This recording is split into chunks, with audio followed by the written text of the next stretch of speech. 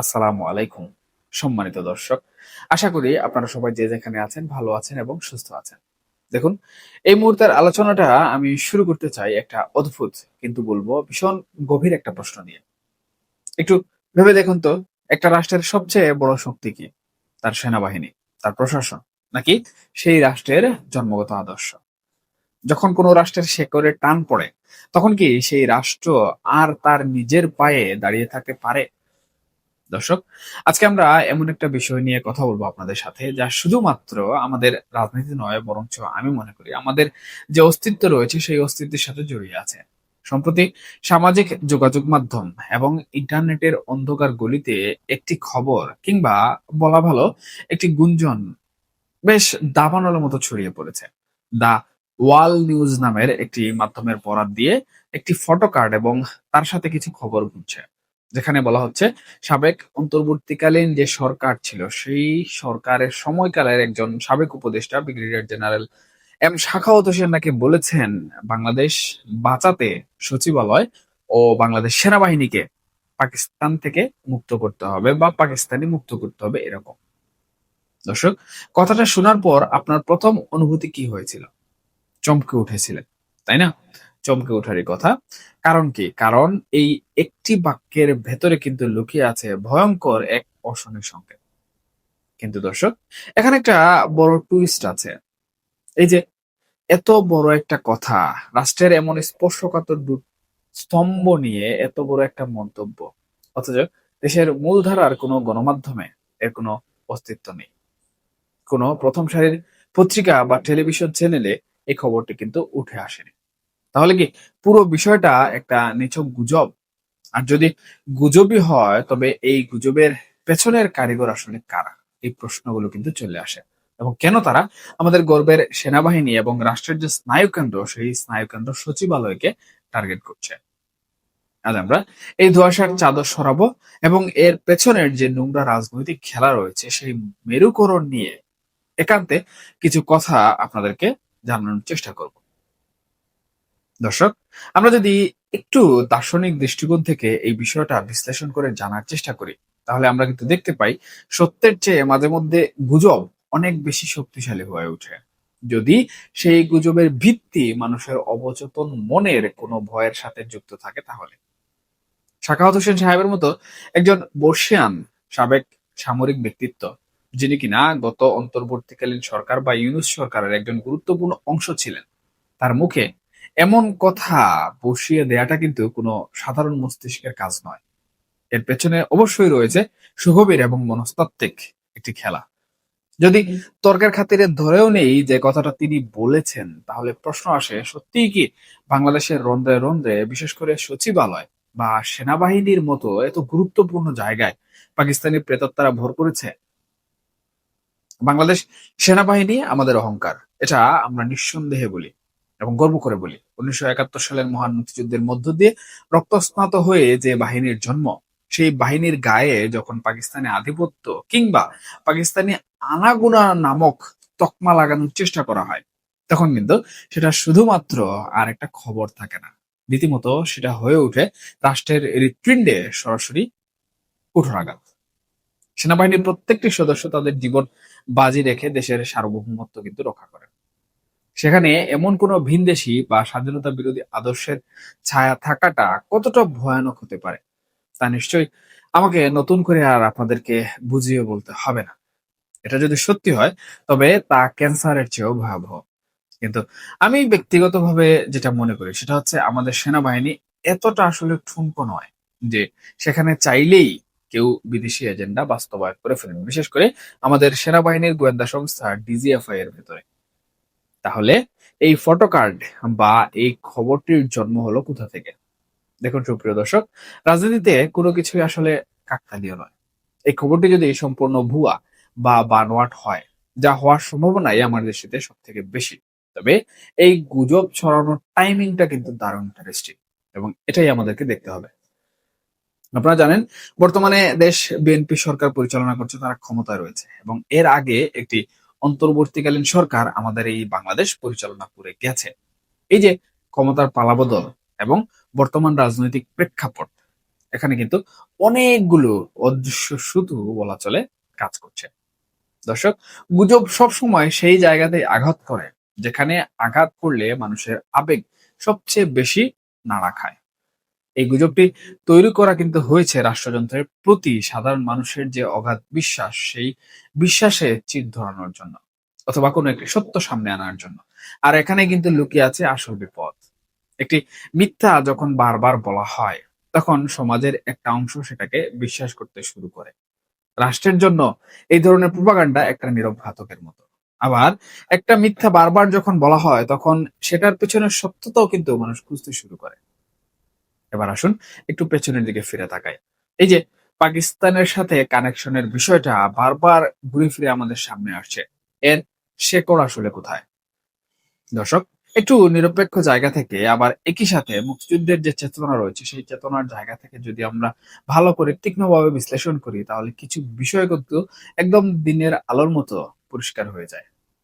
আওয়ামী লীগ যখন ক্ষমতায় ছিল, দেশ পরিচালনা করছিল, তখন তাদের অনেক রাজনৈতিক ব্যর্থতা ছিল, থাকতে পারে, এটা স্বাভাবিক। তাদের সমালোচনা আমরা ঘন্টার পর ঘন্টা করতে পারি এবং করে আসছি। কিন্তু একটা জায়গায় তারা সবসময় একটি শক্ত অবস্থান ধরে রেখেছিল। সেটা কি? সেটা হলো মুক্তিযুদ্ধের চেতনা এবং পাকিস্তান বিরোধী সেন্টিমেন্ট। তারা অন্তত এটা নিশ্চিত করার চেষ্টা করেছিল যে রাষ্ট্রের গুরুত্বপূর্ণ জায়গাগুলোতে যেন স্বাধীনতা বিরোধী শক্তির কোনো ছায়া না পড়ে। তাহলে এই যে গুজব ছড়ানো হচ্ছে, এই গুজবটাকে আপনি বর্তমান সময়ে এসে কিভাবে দেখছেন? দেখুন দর্শক, যখন কোনো কিছু রটে তার কিছু না কিছু তো ঘটেই। এই যে সাবেক অন্তর্বর্তীকালীন সরকার যেটা ছিল, সেই সময়ে পাকিস্তানের সাথে কি ধরনের সখ্যতা না ছিল, সেটা একটু আমাদের ভালো করে প্রথমে খতিয়ে দেখতে হবে। বিভিন্ন বাহিনীর আনাগোনা থেকে শুরু করে এমন কোনো সিস্টেম ছিল না যেটা অন্তর্বর্তীকালীন সরকারের আমলে পাকিস্তানের সাথে ঘটেনি। বিএনপি সরকার আসার পর হয়তো কিছুটা কমে এসেছে, কিন্তু তৎকালীন অন্তর্বর্তীকালীন সরকারের আমলে এটা অনেক বেশি ছিল। এবং তখন কিন্তু আমরা দেখেছি যারা পাকিস্তান বিরোধী সেন্টিমেন্ট লালন করেন, অর্থাৎ যারা একাত্তরের পক্ষের লোক কিংবা 1971-এর মহান মুক্তিযুদ্ধকে চেতনা হিসাবে লালন করেন, তারা সবসময় কিন্তু এই বিষয়গুলোর বিরোধিতা করে এসেছেন। এবং এখান থেকে কিন্তু একটি শক্ত নেগেটিভ সে সময় তৈরি হয়েছিল। নেগেটিভটা হচ্ছে অন্তর্বর্তীকালীন সরকারকে কিন্তু পাকিস্তানপন্থী একটি সরকার হিসাবে উপাধিও দেওয়া হয়েছিল এক শ্রেণীর মানুষ থেকে, বিশেষ করে আওয়ামী লীগের লোকজন। তাহলে আলটিমেটলি কি দাঁড়াচ্ছে? আলটিমেটলি দাঁড়াচ্ছে সেই সময়ের, অর্থাৎ অন্তর্বর্তীকালীন সরকারের সময়কার এই যে পাকিস্তানের কর্তৃত্ব কিংবা পাকিস্তানের সাথে যে সখ্যতা গড়ে উঠেছিল, সেই সখ্যতার প্রভাব এখনো রয়ে গেছে। এবং এই প্রভাবটা প্রকৃতপক্ষে কতটুকু ক্ষতিকর, কতটুকু বাংলাদেশের স্বাধীনতা এবং সার্বভৌমত্বের জন্য ক্ষতিকর, সেটা জানানোর জন্যই মূলত এই সকল প্রপাগান্ডা এবং এই যে গুজবগুলো ছড়ানো হচ্ছে। কারণ কি? কারণ বাংলাদেশের মুক্তিকামী জনগণ বাংলাদেশের স্বাধীনতা এবং সার্বভৌমত্ব নিয়ে প্রশ্নে অনেক ব্যক্তিবর্গ কিন্তু আপোষহীন। তারা মূলত জাতিকে জানাতে চান যে এই শক্তি, অর্থাৎ পাকিস্তানি প্রেতাত্মা যদি বাংলাদেশের অভ্যন্তরে এখনো থেকে থাকে, বাংলাদেশের দুটি গুরুত্বপূর্ণ স্তম্ভের ভিতরে যদি থেকে থাকে, তাহলে অদূর ভবিষ্যতে বাংলাদেশ হয়তোবা একটি বিশাল ধ্বংসযজ্ঞে পরিণত হতে পারে। সুপ্রিয় দর্শক, গত অন্তর্বর্তীকালীন সরকারের যে সময়কাল এবং পরবর্তীতে বর্তমান বিএনপি সরকারের যে সময়কাল চলছে, এই সময়ে আমরা কি ভূ রাজনীতিতে কোনো সূক্ষ্ম পরিবর্তন দেখতে পাচ্ছি?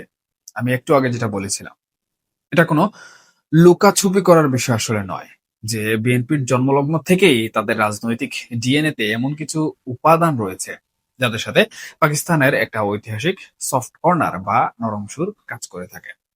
রাজনীতিতে এই মেরুকরণ আসলে নতুন কিছু নয়, এটা বহু পুরাতন। কিন্তু উদ্বেগের জায়গা তৈরি হয় তখন যখন এই রাজনৈতিক মিত্রতা বা আদর্শিক মিল রাষ্ট্রের ভেতরে প্রভাব বিস্তার করতে শুরু করে, যেমনটা অন্তর্বর্তীকালীন সরকারের সময় আমরা দেখেছি। অন্তর্বর্তীকালীন সরকার সময় আমরা দেখেছি কিভাবে অনেকগুলো জায়গায় এক ধরনের প্রশাসনিক শিথিলতা কিন্তু তৈরি হয়েছিল। সেই শিথিলতার সুযোগ নিয়ে এমন কোন গোষ্ঠী মাথাচাড়া দিয়ে উঠেছে কি যাদের নারীর টান ওই ইসলামাবাদের দিকে? এই প্রশ্নটা কিন্তু এখন রয়ে গেছে।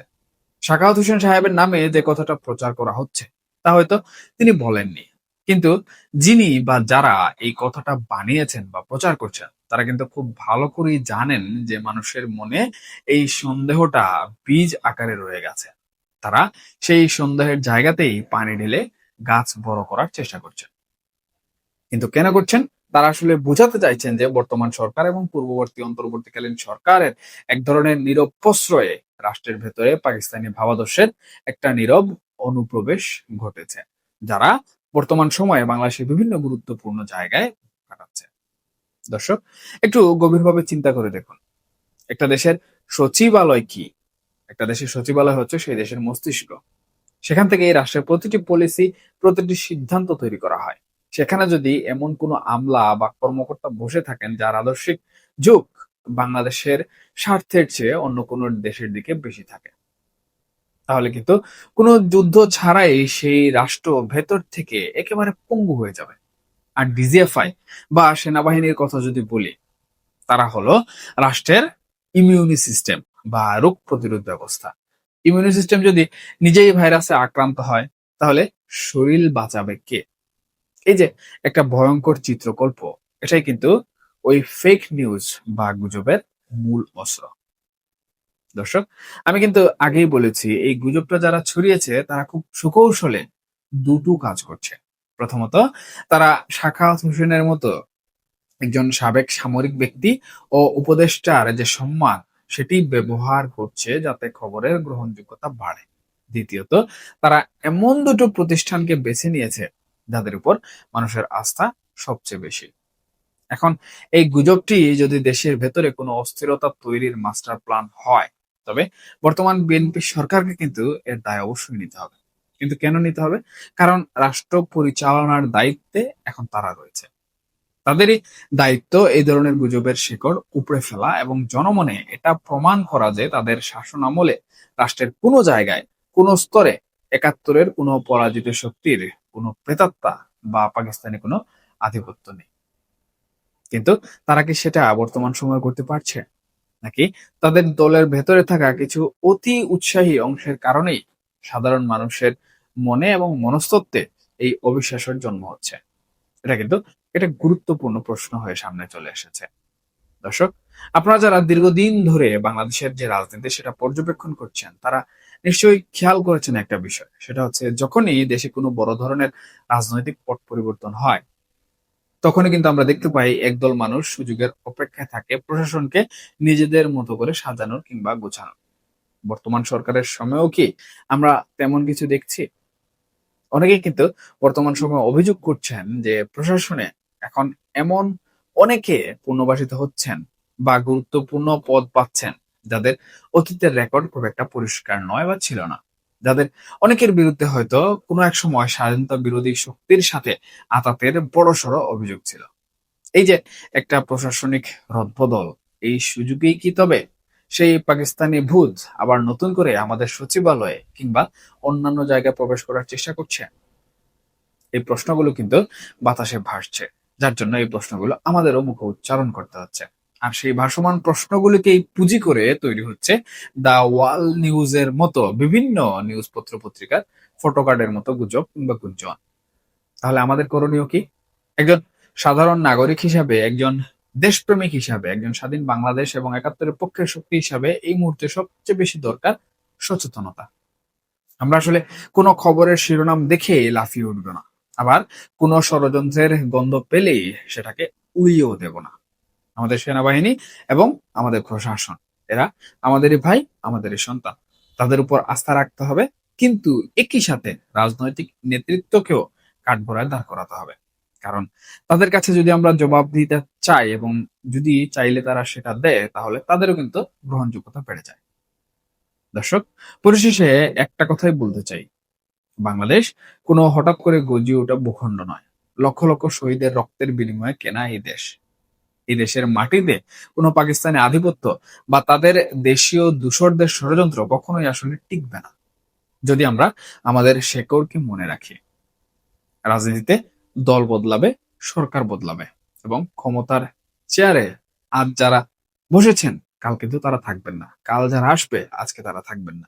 কিন্তু বাংলাদেশের সেনাবাহিনীর বুকের ভেতরে যে লাল সবুজের পতাকাটা আঁকা আছে, সচিবালয়ের ফাইলে যে স্বাধীন বাংলাদেশের সিল মোহরটা আছে, সেটা যেন কোনোভাবেই কলঙ্কিত না হয়, সেটা যেন আমাদের হারাতে না হয়। দেখুন, গুজবের এই অন্ধকার সময়ে সত্যকে চিনে নেওয়ার দায়িত্ব আপনার, আমার এবং আমাদের সবার। তবে কিছু কিছু গুজবের মাধ্যমে অনেক সময় দেখা যায় যে জমে থাকা পুঞ্জীভূত অনেক সত্য বেরিয়ে আসে, এবং সেই সত্যগুলো উদ্ঘাটন করা কিন্তু একজন স্বাধীন দেশের নাগরিক হিসাবে, একজন সার্বভৌমত্ব দেশের নাগরিক হিসাবে জানা এবং খুঁজে বের করা অত্যন্ত গুরুত্বপূর্ণ। কারণ আমরা সবাই চাই আমাদের স্বাধীনতা টিকে থাকুক, আমাদের বাংলাদেশের যে মহান মুক্তিযুদ্ধ রয়েছে সেই অবিস্মরণীয় মুক্তিযুদ্ধ টিকে থাকুক, এটাতে যেন কোনো কলঙ্কের দাগ না পড়ুক, আবার কোনো পরাজিত শক্তি যেন এই দেশের স্বাধীনতাকে আবারও ছিনিয়ে নিতে না পারে। এখনকার মতো এই পর্যন্তই। সবাই ভালো থাকবেন, সুস্থ থাকবেন, অবশ্যই অবশ্যই নিরাপদে থাকবেন। দেখা হবে পরবর্তী কোনো আলোচনায়। ধন্যবাদ সবাইকে। আল্লাহ হাফেজ।